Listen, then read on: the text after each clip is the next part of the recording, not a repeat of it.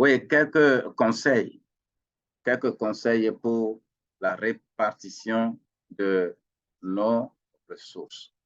C'est très important en tant que expert en la matière.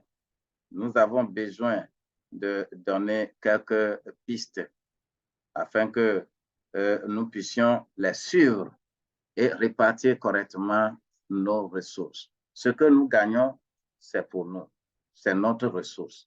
Mais il faut que nous nous aidions à mieux gérer cela.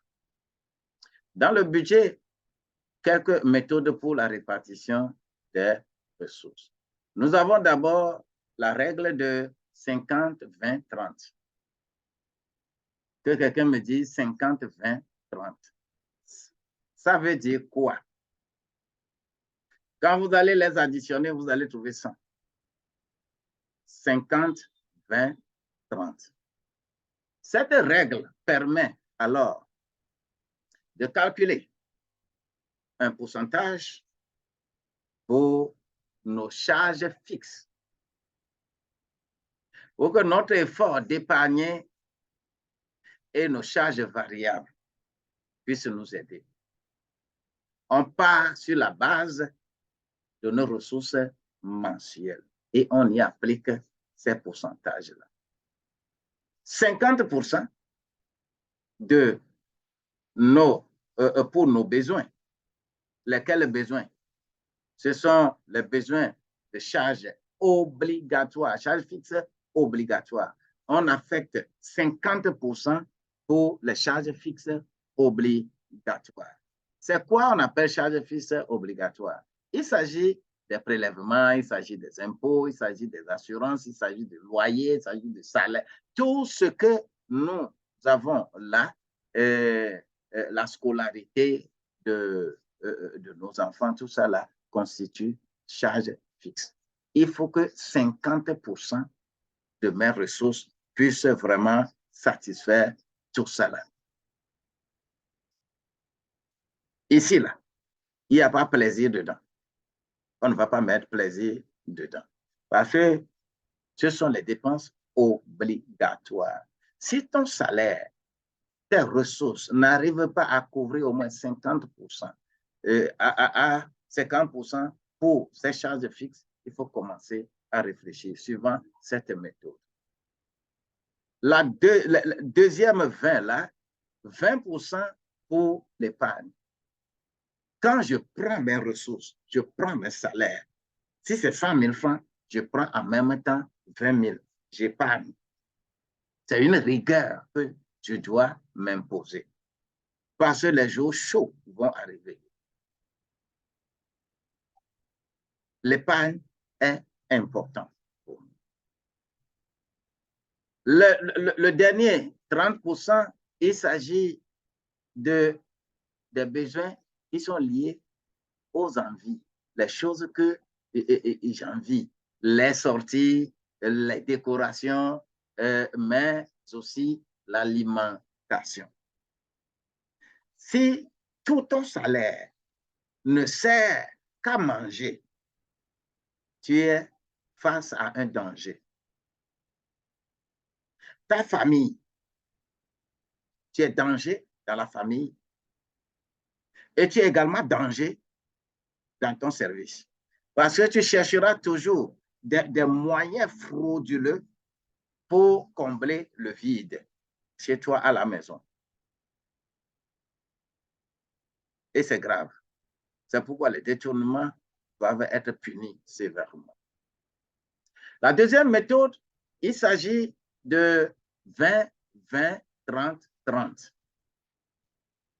C'est-à-dire, je vais sérier mes trucs en 4 parties. Mon salaire en 4 parties. C'est-à-dire 20%, 20%, 30%, 30%. Et c'est ce que je mets dans ce tableau-là. Première charge, je mets 20% pour le loyer, hygiène, eau, électricité. C'est-à-dire, loyer, là, c'est la chambre. Hygiène, là, c'est tout ce que j'utilise dans salle de bain et autres. L'eau, vous connaissez cela. Et électricité, je mets 20%. Deuxième catégorie de charges, il s'agit de la nourriture et aide aux parents. 20% pour la nourriture et l'aide aux parents. Les 30%, il s'agit de charge 3 là, il s'agit de transport, téléphone, loisirs, scolarité, habillement et santé. Toutes ces dépenses-là, 30% de ton salaire doit satisfaire ça. Et quatrième catégorie de charges, il s'agit de l'épargne, de l'investissement, enfants et entretien. Donc, je opte pour cette méthode. Je peux opter pour 20, 20, 30, 30, ou je peux opter pour le premier élément qui est 50, 20, 30.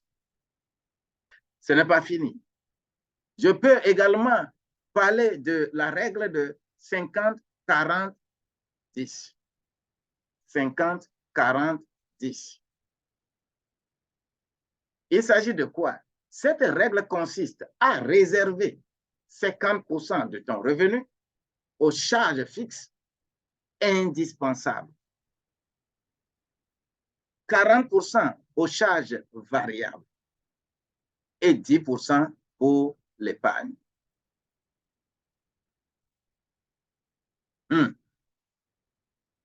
Vous voyez un peu? Chacun va utiliser une méthode. Chacun va chercher à adopter une méthode. Cette règle a pour avantage de contraindre celui qui l'applique à l'épargne.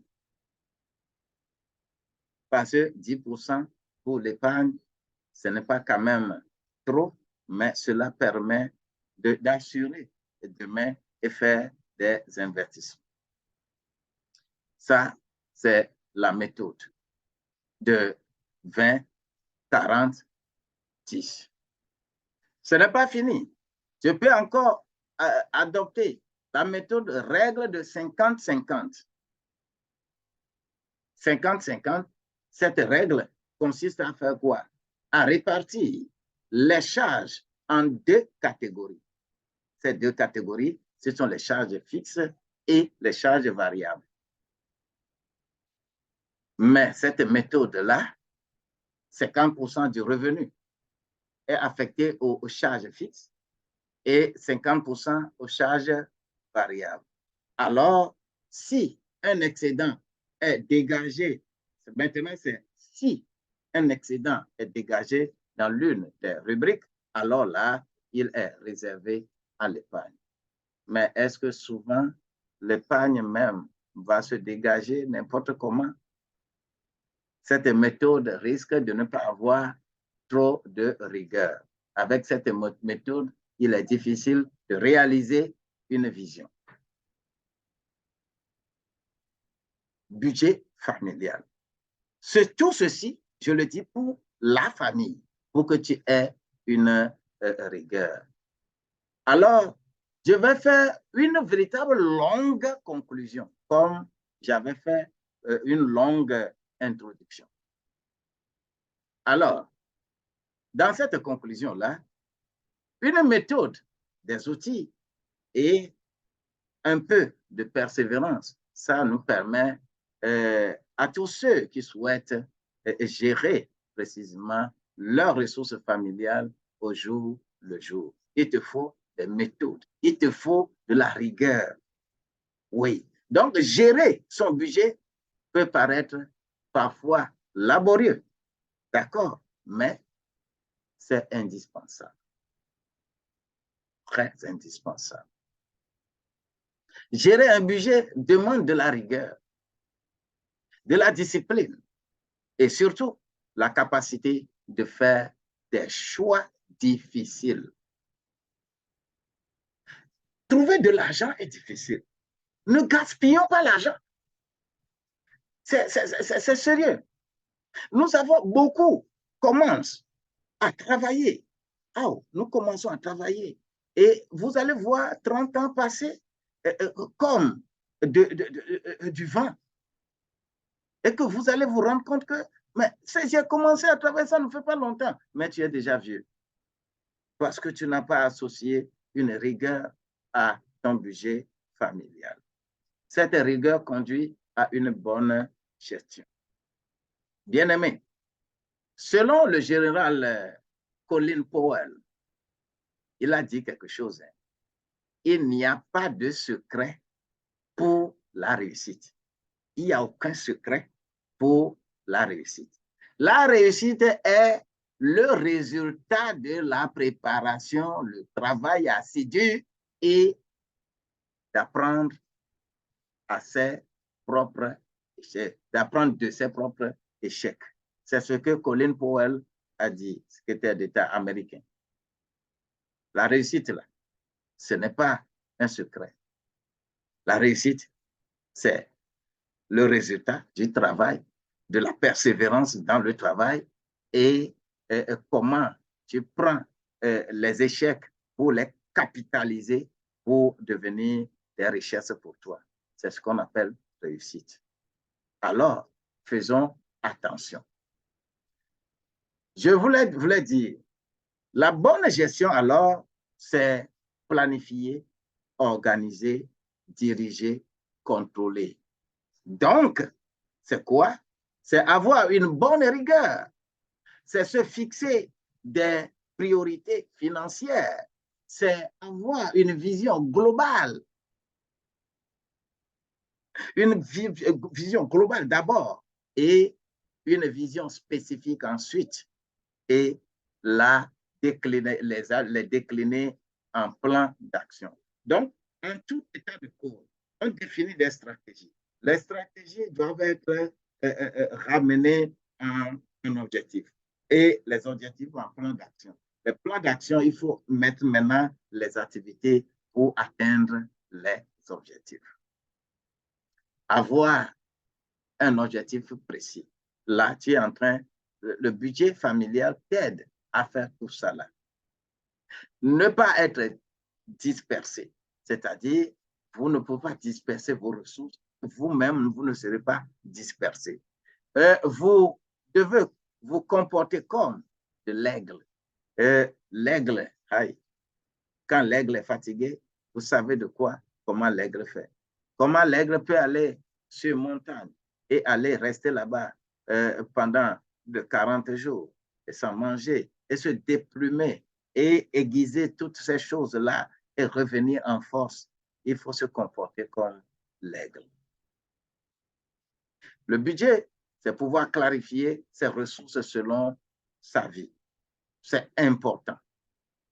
Donc, la bonne planification du budget là nous permet de chercher activement et licitement les ressources.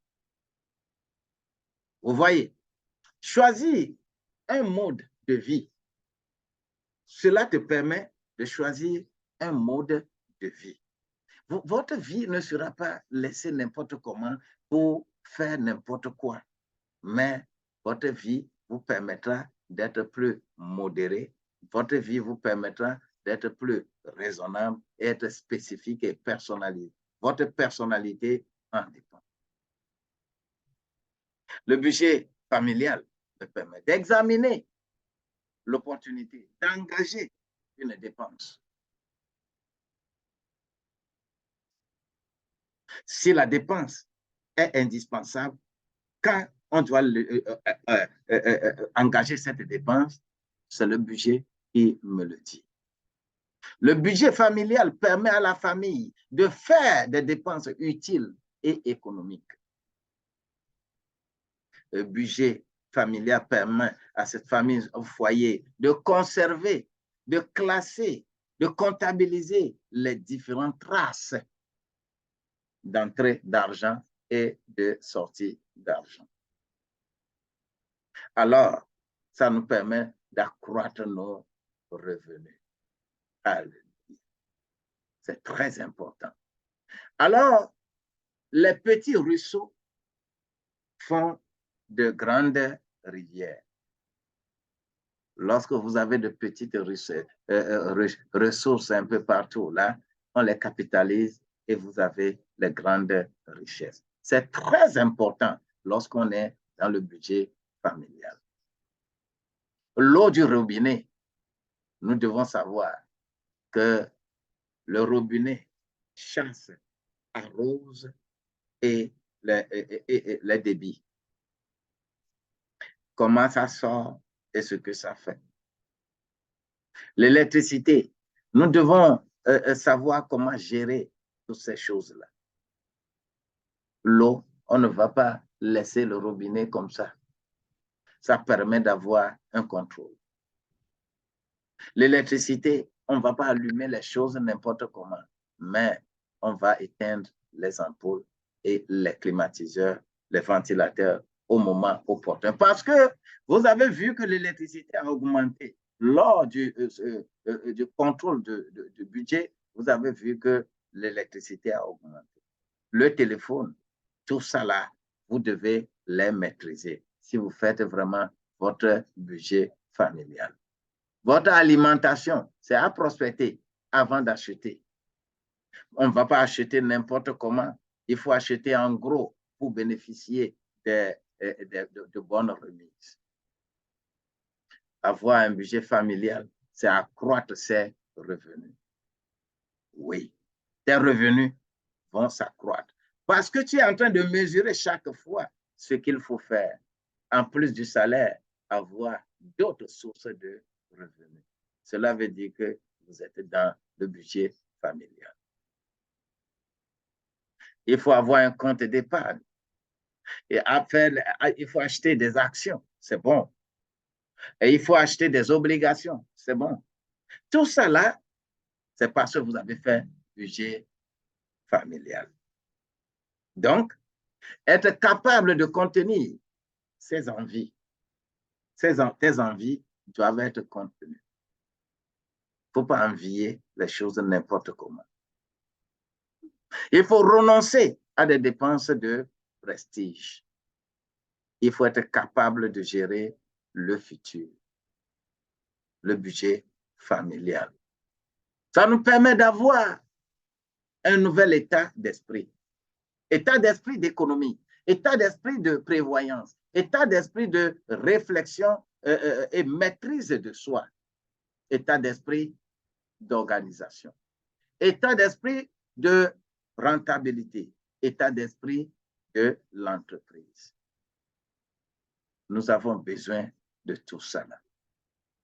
Alors, contenir tes envies, dès que cette voiture est sortie, moi aussi, je vais l'acheter. Parce que vous avez un peu de ressources.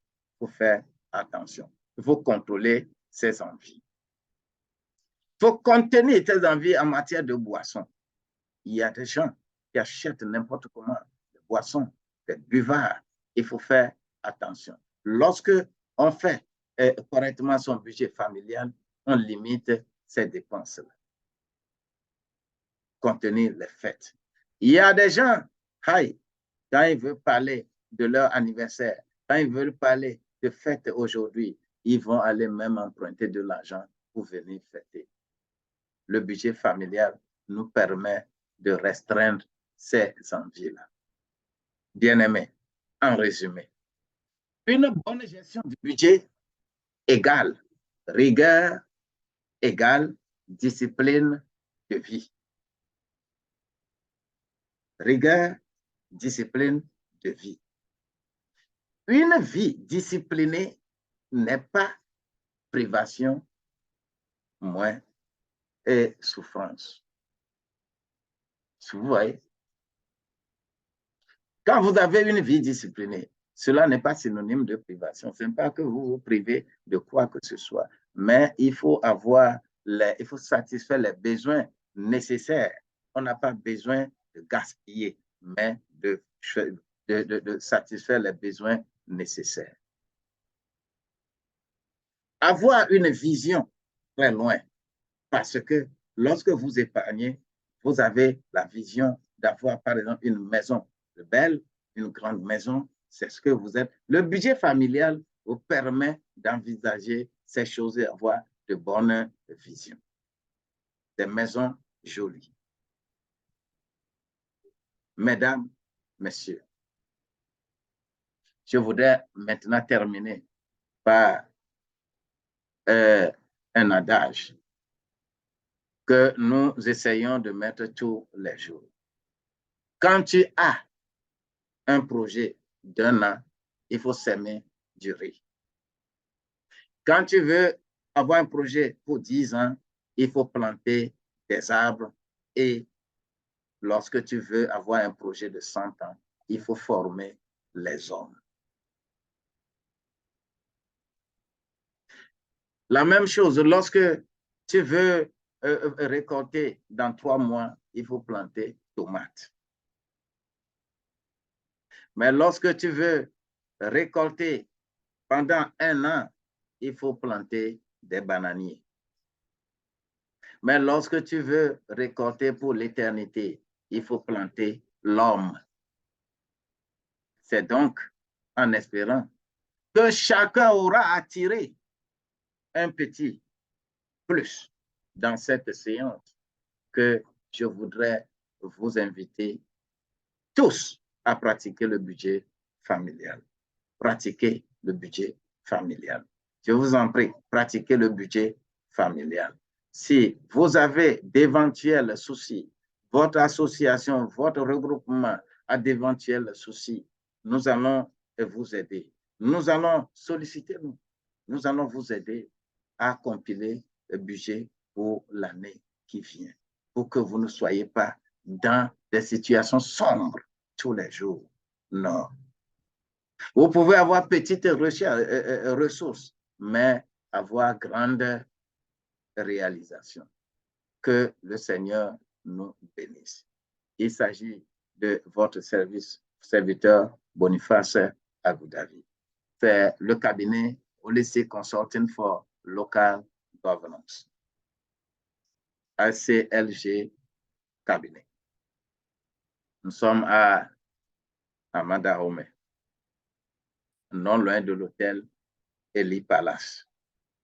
Vous pouvez nous joindre sur Telegram pour avoir plus de renseignements. Et vous pouvez également nous joindre sur WhatsApp pour plus de renseignements. God bless you richly in everything. Votre serviteur Boniface Agoudavi. Nous sommes experts en finances locales. Soyez bénis et encore bénis au nom de Jésus-Christ. Voilà, ma présentation est finie pour ce jour. Et je nous invite sérieusement à nous pencher sur la gestion de nos ressources pour que nous ne comptions pas à la fin du mois ou comptions les mains, les doigts à la fin de l'année. Tu vas imaginer tout ce que tu as gagné au cours de cette année, mais jusqu'à la fin de l'année, tu es en train de faire la main comme ça, et tu n'as rien. Et c'est maintenant que tu souffres parce que ton année n'a pas été vraiment, véritablement organisée. Je te convie à organiser ton année et nous allons nous aider pour que notre année soit meilleure. L'année 2023 soit meilleure à ce qui s'est déjà passé. Je vous aime bien.